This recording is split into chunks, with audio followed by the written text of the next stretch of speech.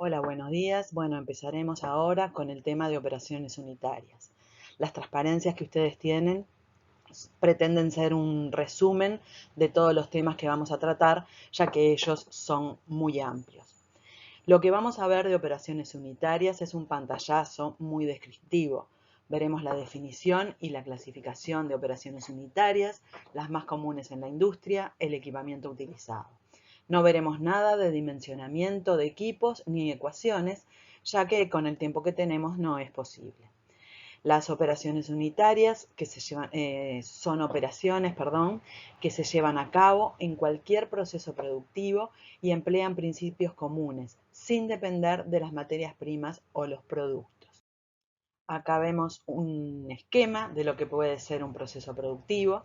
Las materias primas que conforman este proceso van a sufrir una serie de acondicionamientos físicos, como por ejemplo llevarlos a la temperatura adecuada para la reacción química, sacarle agua o aplicarle otro tipo de purificación, como puede ser una destilación, molerlos, etc.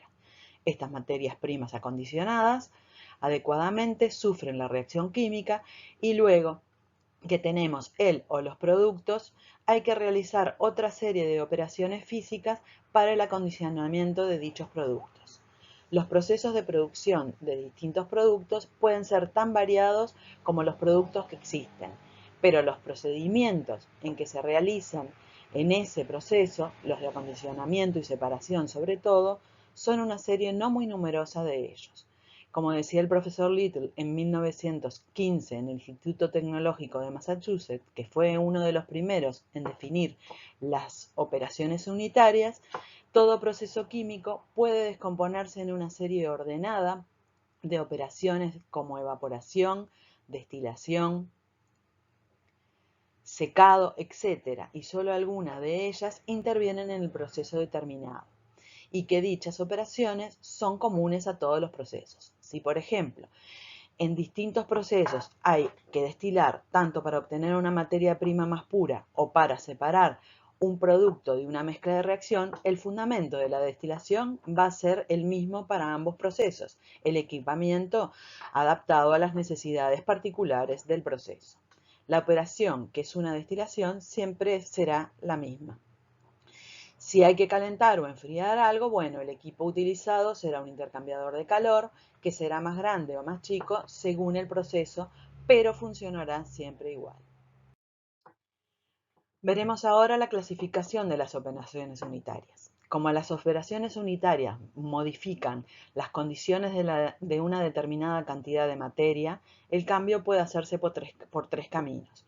Modificando su masa o composición, si por ejemplo hay que realizar una destilación para obtener una materia prima más pura, lo que se está haciendo es cambiando la composición, enriqueciéndola en el componente de interés.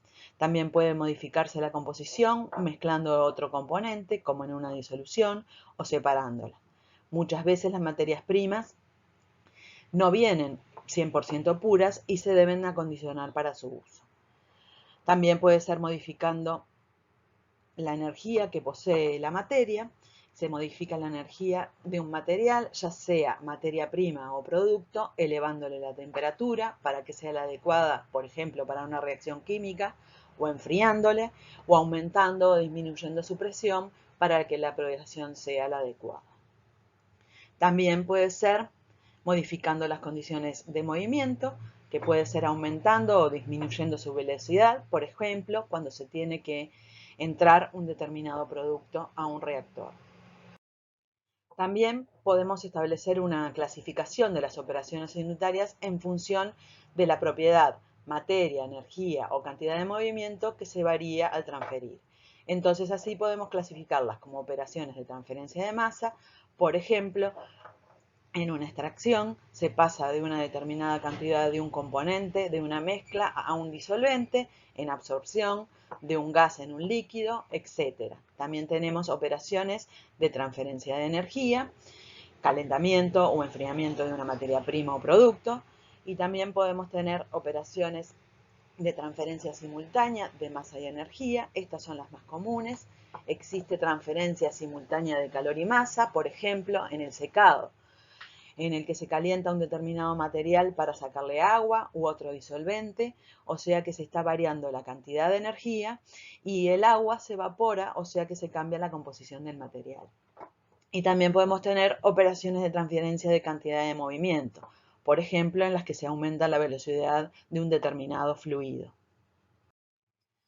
Ahora veremos algunas de las operaciones unitarias más comunes que se presentan en la industria. Una de ellas es el flujo de fluidos, que es de gran importancia en la industria. No debe existir industria que no tenga que mover algún fluido en su proceso.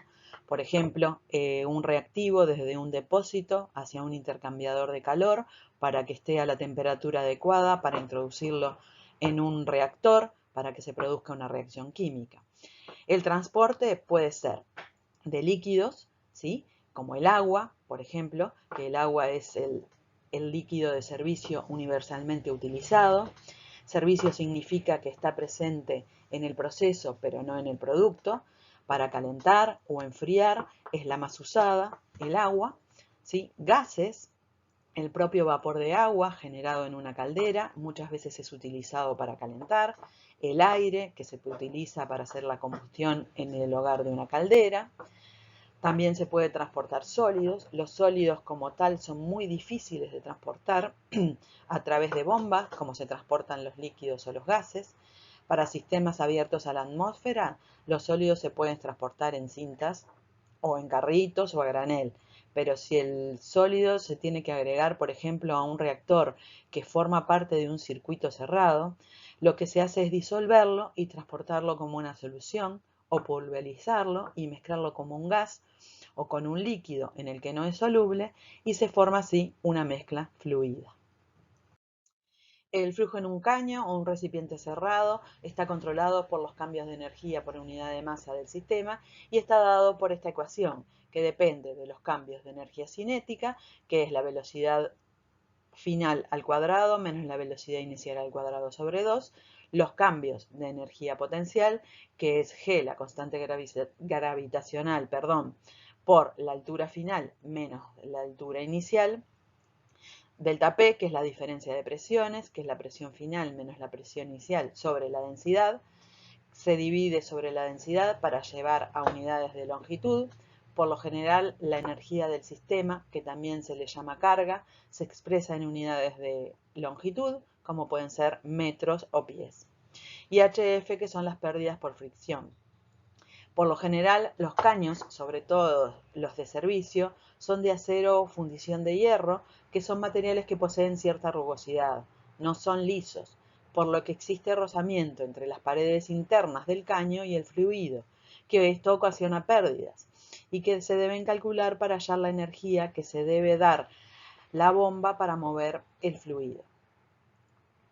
Si la distancia que recorre el fluido entre un punto y otro es muy grande, las pérdidas por fricción son más importantes. La forma de calcular estas pérdidas por fricción son por métodos semiempíricos que relacionan el factor de fricción de Fanning F con las características del material del caño y el régimen del flujo. La ecuación de las pérdidas por fricción es esta, en donde F es el factor de fricción de Fanning, L es la longitud del caño, B es la velocidad del flujo, G es la constante gravitacional y D es el diámetro del caño.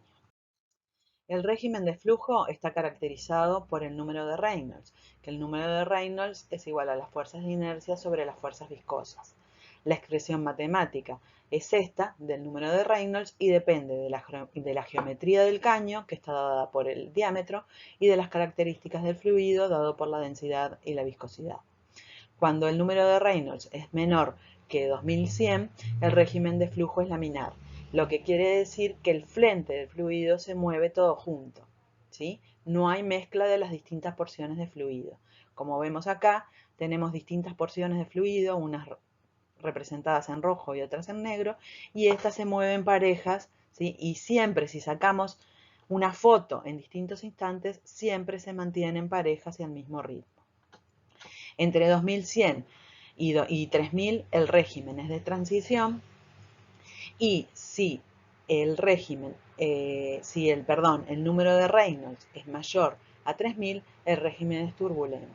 Acá lo que quiere decir régimen turbulento, que hay mezcla de las distintas porciones del fluido. ¿Sí? Va a haber remolinos, ¿sí? Que hacen que las distintas porciones del fluido no corran parejas como en el régimen laminar, sino que se van entreverando. ¿Sí? En un momento están así, en otro momento pueden estar mezcladas, se adelantan unas a las otras. Acá vemos el diagrama de Moody. Con este diagrama podemos sacar el factor de fricción de Fanning. El factor de fricción de Fanning es función del número de Reynolds y de la rugosidad de la superficie interna del caño. Este valor de rugosidad, que es epsilon, se puede sacar de tablas según el material del caño. Con estos datos vamos al diagrama, según el número de Reynolds y el epsilon sobre D, se saca el factor de fricción de Fanning. Vemos que hay una zona del diagrama en donde el factor de fricción es 16 sobre el número de Reynolds y esto está ya determinado, no depende de la rugosidad del material y es para régimen laminar. Ahora, con todos los términos de la ecuación de energía, podemos hallarla y elegir una bomba que cumpla con las necesidades del proceso, como por ejemplo llevar un reactivo desde un depósito a un intercambiador de calor y allí calentarlo y llevarlo hasta un reactor y hacerlo reaccionar. Ahora veremos los distintos tipos de bombas que podemos encontrar para los distintos tipos de fluidos. Como les decía, para darle al fluido la energía necesaria para ir de un lugar al otro y que la calculamos con la ecuación que vimos antes, existen las bombas, que son aparatos que utilizamos para el transporte de fluidos. Las bombas aumentan la energía del fluido, aumentando la velocidad, la presión o la elevación, o los tres factores a la vez. Existen bombas para líquidos y bombas para gases. Las bombas para gases por lo general trabajan con fluidos compresibles y son llamados compresores. Su funcionamiento es similar a la de la bomba para líquidos, pero tienen un dispositivo de refrigeración por la subida de temperatura que sufre el gas cuando se expande. En cuanto a las bombas para líquido, existen dos clases, que son las de desplazamiento positivo y las centrífugas. Bueno, el funcionamiento básico de una bomba de desplazamiento positivo es que un volumen determinado de un líquido llena alternativamente una cámara a la entrada y se vacía a una presión mayor a la descarga. Existen dos clases de bombas de desplazamiento positivo, que son reciprocantes o rotatorias. En las reciprocantes, la cámara de estas bombas es un cilindro estacionario con un pistón o émbolo o diafragma, que es el que se mueve. Cuando la cámara empieza a llenarse, el pistón se desplaza permitiendo la entrada del líquido a la cámara. Cuando la cámara está llena, por medio de una válvula se cierra la entrada, que también se llama succión de la bomba, y se abre la válvula de descarga. El pistón se vuelve a mover hasta el punto inicial y queda la cámara descargada y se inicia nuevamente el ciclo. Las bombas de pistón desarrollan flujo pulsante a no ser que tengan varios cilindros, o sea que cuando se está cargando uno de los cilindros, el otro se está descargando. Y las presiones que dan estas bombas pueden ser muy altas. Acá vemos el esquema de una bomba reciprocante de diafragma móvil, ¿sí? Cuando la bomba carga, el diafragma, que es esto de acá, se corre hacia la izquierda hasta este punto, se cierra la válvula de succión, ¿sí? Que es esta de acá, y se abre la de descarga y el diafragma vuelve a su posición. En las bombas rotatorias, la cámara se mueve desde la entrada hasta la descarga y regresa a la entrada, o sea que el desplazamiento del líquido se produce por rotación de uno o más elementos dentro de una caja estacionaria. Existe una gran variedad de estas bombas que toman su nombre según el elemento giratorio, que puede ser de engranajes, lóbulo, tornillo, etc. Lo que vemos en esta figura es una bomba de engranaje. Las hélices dentadas giran dentro de la carcasa y cuando el espacio entre los dientes pasa por la succión, se carga el líquido que es llevado en torno a la caja hasta hacia la descarga. Aquí vemos otros tipos de bombas rotatorias con igual funcionamiento al visto anteriormente. En la primera, el elemento rotatorio es un tornillo y en estas de aquí el elemento rotatorio es un lóbulo. Las bombas centrífugas son las más comunes. El líquido entra a través de la succión, el líquido se dispersa de manera radial y entra en los canales limitado por las aspas, ¿sí? Que es el punto 1, fluye a través del impulsor, que es el elemento giratorio de la bomba, y sale por la periferia, por el punto 2, se colecta en la voluta y sale por el punto B a una mayor velocidad. Estas bombas centrífugas son las más usadas porque desarrollan flujo continuo, a diferencia de las reciprocantes, que el mismo es pulsante, y dan gran gama de presiones. Las bombas centrífugas de tapas múltiples dan presiones muy altas. Sobre el mismo eje se colocan dos o más impulsores y la presión o carga desarrollada es la suma de la carga de cada una de ellas. Veremos ahora las bombas para gases. Como los gases son fluidos compresibles, la denominación que se le da a esta bomba es compresor. Existen los mismos tipos que para líquidos y el funcionamiento es igual. La única diferencia, y muy importante, es que como se está comprimiendo un gas, cuando se expande va a haber un aumento de temperatura y es necesario refrigerar al compresor. El compresor de pistones, al igual que para la bomba para líquidos, el elemento compresor o el que da el movimiento es un pistón con movimiento alternativo dentro de un cilindro. Con varios efectos, o sea, con muchos cilindros, se alcanzan altas presiones. Compresores, sopladores y ventiladores centrífugos. Al igual que la bomba centrífuga para líquidos, proporcionan la acción compresora por la rotación de los álabes o aspas en el rodete o impulsión. La carga de velocidad impartida al gas es convertido en carga de presión. La denominación del compresor, soplador o ventilador es por la presión que desarrollan. Los ventiladores son los que desarrollan las presiones más bajas, los sopladores intermedias y los compresores las presiones más altas. Por lo general, sabiendo la carga o energía que tiene que dar la bomba para determinado servicio, se eligen en base a esto en catálogos de los fabricantes. Para el transporte de los fluidos de las bombas se necesitan caños, que deben ser tales que soporten la presión que ejerce el fluido y cualquier ataque químico. El material más común utilizado para los caños de servicio, entendiéndose por servicio todo aquello que es utilizado en el proceso, pero que no forma parte del producto, como puede ser el vapor generado en una caldera para calentar un reactor, que no es parte del producto, pero es indispensable para que se dé la reacción química, agua para enfriar, aire, etc. El material de esos caños es de acero.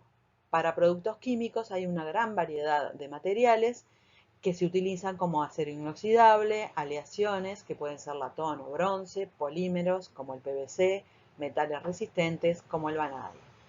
También es necesario controlar el flujo a lo largo de las líneas, tanto de servicio como del proceso propiamente dichas. Para ello se cuentan con válvulas fijas en los puntos apropiados del circuito. Las características de estas válvulas van a depender del tipo de línea y de las características del proceso.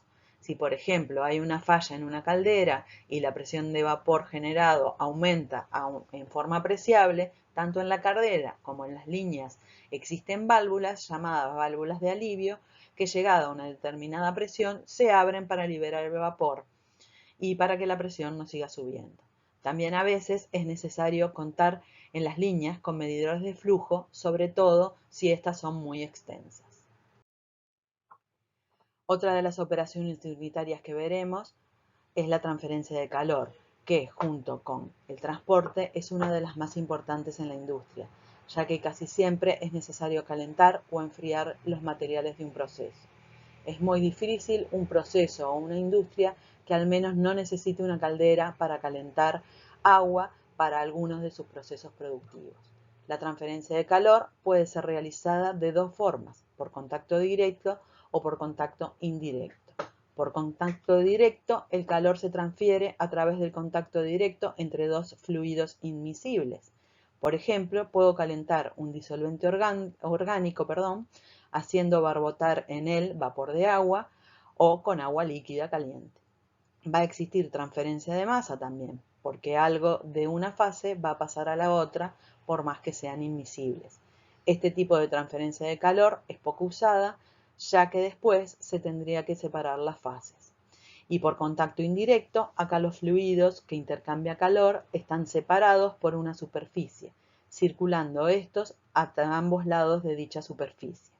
Los equipos utilizados para la transferencia son los intercambiadores, por ejemplo, que pueden ser intercambiadores de calor de tubo concéntricos. Por el tubo de adentro puede circular el fluido caliente que transfiere el calor a la pared del tubo y luego al fluido frío que circula por el tubo de afuera. Van a existir tres tipos de mecanismos de transferencias de calor: conducción, convección y radiación. En la conducción, la transferencia de calor se da por el contacto directo entre partículas, moléculas, electrones libres, etc. No implica desplazamiento macroscópico del material. Es la transferencia que se da en los sólidos y es muy importante a la hora de elegir el material de un intercambiador de calor, ya que a través de la superficie de ese intercambiador se tendrá que transferir el calor. Va a existir una relación lineal entre la velocidad de transferencia de calor y la diferencia de temperatura entre los fluidos que intercambian, donde esa constante es la conductividad térmica. Q igual a K por delta T. Por esta razón, los metales son los materiales más comúnmente utilizados en los tubos de los intercambiadores de calor porque poseen una conductividad térmica alta que favorece el intercambio de calor. Cuando el fluido está en movimiento, el mecanismo de transferencia de calor es la convección. Existen dos tipos de convección, natural y forzada. La convección natural se da cuando una porción del fluido se calienta y a causa de la diferencia de densidades que surge entre la porción que se calentó y la porción que todavía no se calentó, comienza a moverse. La convección forzada se da en fluidos que están en movimiento por medios externos, ya sea por bombeo, como un líquido que entra a un tubo de un intercambiador impulsado por una bomba, o por agitación, por ejemplo, en un tanque agitado, donde el fluido del tanque es calentado con un serpentín o con una camisa. No hay, como en el caso de la conducción, una relación simple que describa esta transferencia. Se utilizan ecuaciones empíricas que dependen de las propiedades del flujo y de los fluidos. En la radiación, el calor se transmite por ondas electromagnéticas con determinada longitud de onda. No se requiere de un medio para la transferencia de calor, como puede ser la pared de un tubo. Este tipo de transferencia se da en hornos de alta temperatura o en hogares de calderas. Vamos a ver que en la industria los mecanismos de transferencia más importantes son la conducción, que se dan en las superficies sólidas de los equipos, que a no ser en casos especiales son metálicas, y la convección forzada, que se da del lado de los fluidos en movimiento que intercambian calor.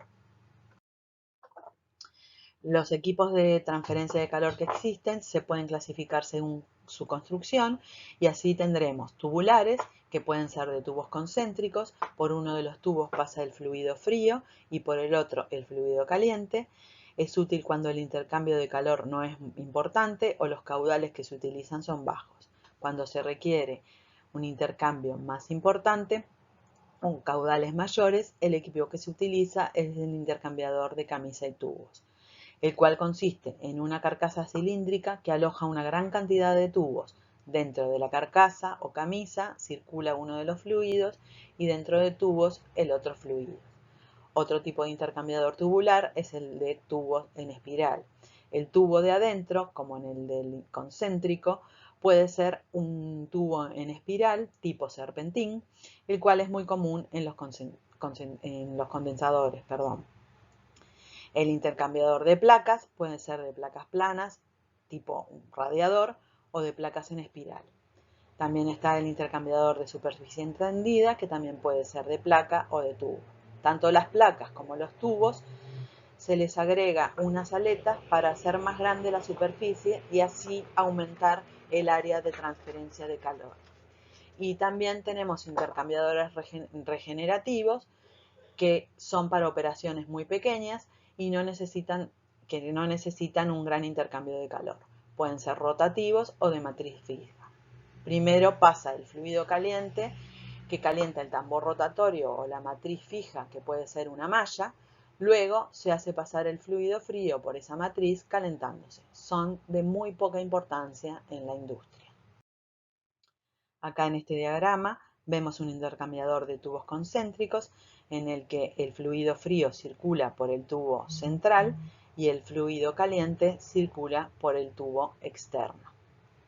En este otro esquema vemos un intercambiador de camisa y tubos. Esta es la camisa, estos son los tubos que están alojados dentro de la camisa. El fluido frío pasa por todos los tubos y se juntan todos acá. Todo el fluido que pasa en los tubos se junta acá, por eso dice que es por mezcla de fluidos. Y que es 1-1 quiere decir que hay un solo pase por tubos del fluido y un solo pase por la camisa del fluido caliente.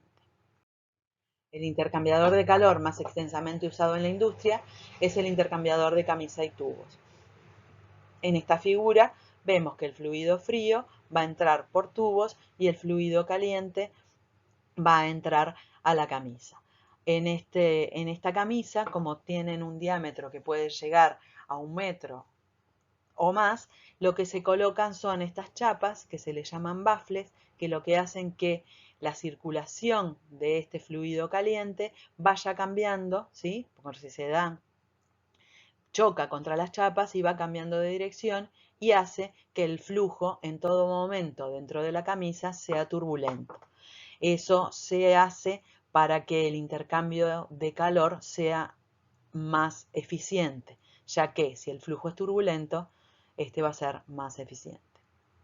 Aquí en esta imagen vemos lo que es un tubo con superficie extendida, ¿sí? Todas estas aletas que vemos acá en el tubo lo que hacen es aumentar la superficie de intercambio de calor de los tubos. Acá también tenemos el diagrama de un intercambiador de camisa y tubos, con la particularidad que los tubos son en forma en U, lo que va a hacer que el pasaje del fluido por los tubos sea doble, ¿no? Va a pasar 2 veces el fluido por tubos, ¿sí? Pasan primero por estos tubos de acá y luego por los tubos de arriba. Se junta todo acá y sale. Bueno, por ahora vamos dejando esta clase y continuaremos con otras operaciones unitarias en la próxima. Hasta luego.